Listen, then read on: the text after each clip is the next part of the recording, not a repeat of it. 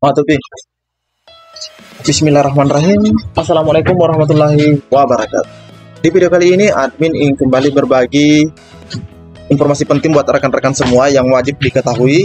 Di mana di informasi video kali ini admin ingin berbagi mengenai 6 kebijakan yang resmi diberikan oleh Panselnas, terkhusus oleh Kemendikbud buat seluruh peserta P3K di tahap 2. Jadi dicatat teman-teman ya, seluruh peserta P3K di tahap 2. Namun sebelum kita lanjut ke informasi menarik ini atau informasi penting ini, buat rekan-rekan yang baru saja menemukan channel ini, silahkan tekan tombol subscribe, jangan lupa aktifkan lonceng notifikasinya agar rekan-rekan tidak ketinggalan dengan info-info terupdate setiap harinya dari channel ini.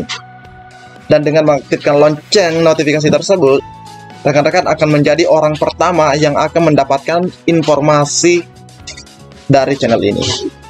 Jika sudah, admin ucapkan terima kasih dan kita lanjut ke informasi intinya. Ini adalah 6 kebijakan teman-teman ya, 6 kebijakan afirmasi atau jenis afirmasi yang telah diberikan oleh Panselnas atau terkhusus oleh Kemendikbud. Afirmasi dan penyesuaian nilai ambang batas sebagai bentuk keberpihakan. Oke, kita garis bawahi. Namun sebelum lanjut, buat rekan-rekan yang sudah tahu, yang sudah paham, silahkan abaikan saja videonya atau share terlebih dahulu ke rekan-rekan yang lain. Oke, kita lanjut. Kebijakan afirmasi. Jenis afirmasi, sertifikat pendidik 100% dari nilai maksimal kompetensi teknis. Ingat teman-teman ya, dari nilai maksimal kompetensi teknis. Usia di atas 35 tahun atau besar dari 35 tahun, nilai tambahannya adalah 15% dari nilai maksimal kompetensi teknis. Untuk penyandang disabilitas adalah 10% dari nilai maksimal kompetensi teknis.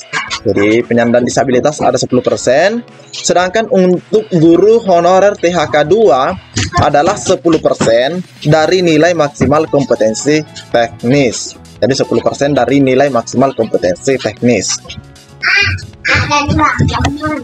Terus di sini ada kebijakan penyesuaian nilai ambang batas. Nah, ini setelah dilakukan penyesuaian, yaitu usia di atas 50 tahun atau besar dari 50 tahun, nilai ambang batas atau nilai tambahannya itu ya 100% dari nilai maksimal kompetensi teknis. Nah, bahkan untuk yang berusia 50 tahun ke atas ini juga mendapatkan 10% dari nilai maksimal manajerial, sosiokultural, dan wawancara. Jadi, selain daripada nilai kompetensi teknis yang diberikan sama dengan yang berserdik atau nilai 100%, beliau juga ini atau rekan yang berusia 50 tahun ke atas ini juga mendapatkan afirmasi atau penyesuaian 10% dari manajerial dan sosiokultural serta wawancaranya. Sedangkan untuk semua peserta 10% dari nilai maksimal kompetensi teknis. Jadi 10% untuk semua. Nah, jadi ini Bapak Ibu guru yang lagi menonton harus dipahami baik-baik bahwa semua peserta itu mendapatkan 10% dari nilai maksimal kompetensi teknis. Nah, untuk mendapatkan ini kita bisa cek kembali aturan yang sudah ada sebelumnya. Oke.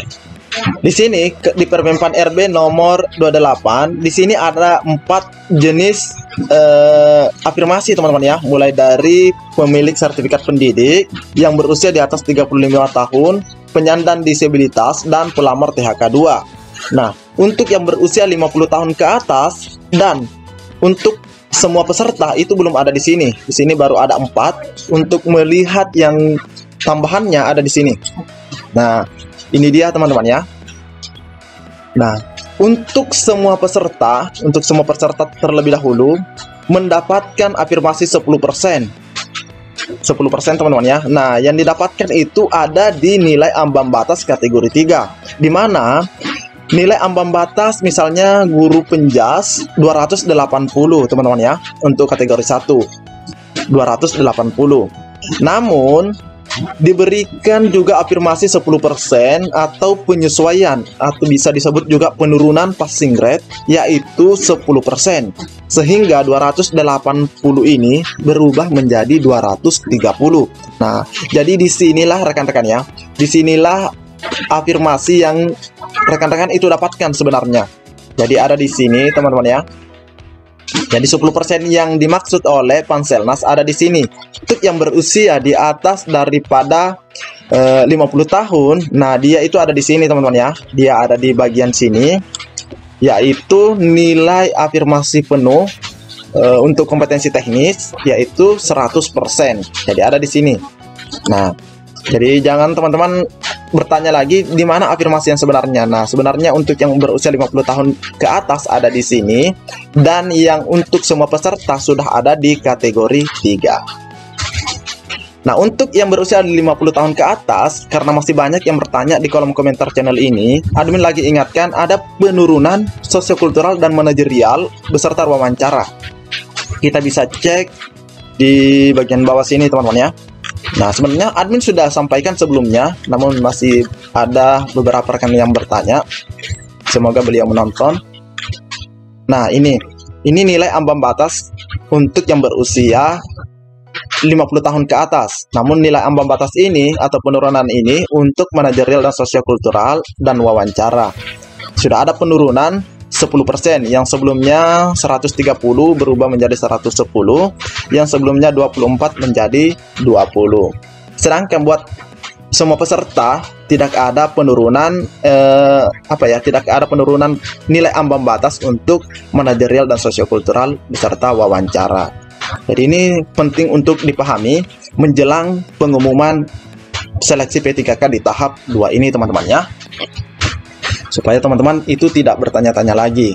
Namun misalnya rekan-rekan itu masih bingung, silahkan bertanya di kolom komentar. Admin akan berusaha sebisa mungkin menjawab pertanyaan dari rekan-rekan semua. Sedangkan buat rekan-rekan yang akan mengikuti ujian susulan, silahkan dibuka portal gurup3k.kemendikbud.go.id. Setelah itu rekan-rekan lihat di bagian sini atau klik fitur peserta ujian seleksi susulan tahap 2 new.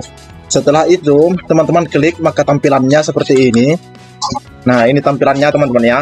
Cetak kartu peserta ujian susulan seleksi P3K Guru tahun 2021. Terus portal P3K Guru 2021. Pengumuman pelaksanaan sesi susulan mengikuti ketentuan pelaksanaan seleksi kompetensi 2 guru ASN P3K tahun 2021 nomor 7464 sekian, kecuali pelaksanaan rapid test antigen yang dilaksanakan secara mandiri. Nah, ini juga sudah disampaikan oleh Prof. Nunu bahwa untuk rapid test antigen dilaksanakan secara mandiri, artinya biaya pribadi begitu teman-teman ya. Nah, di sini kita bisa lihat masukkan NIK dan nomor peserta Anda. Jadi silahkan masukkan nomor induk kependudukannya, terus masukkan nomor pesertanya, dan teman-teman nanti akan melihat lokasinya atau jadwalnya. Jadi seperti itu teman-teman ya. Semoga bermanfaat. Mungkin cukup sampai di sini. Assalamualaikum warahmatullahi wabarakatuh.